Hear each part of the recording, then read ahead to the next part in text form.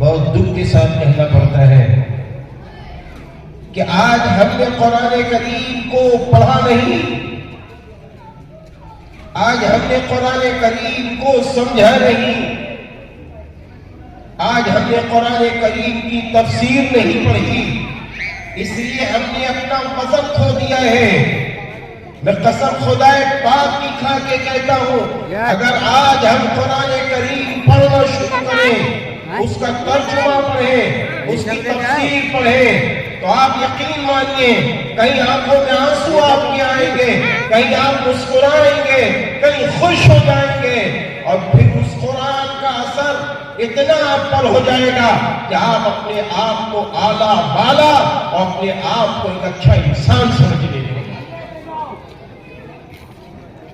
اپنے آپ کو خوش قسمت سمجھیں گے، کیونکہ قرآن کریم کا ایک ایک حرف، قرآن کریم کی ایک ایک آیت ہم کو انسان بنا رہی ہے۔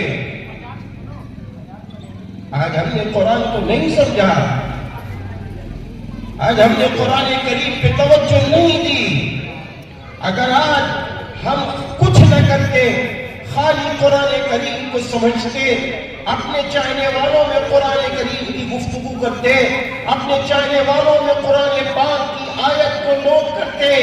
کہ بخاری اور ترمذی تمام حدیثیں موجود ہیں، ابھی اس طرف نہ جا کر قرآن کی سورہ بقرہ کی کوئی ایک آیت کو لکھتے،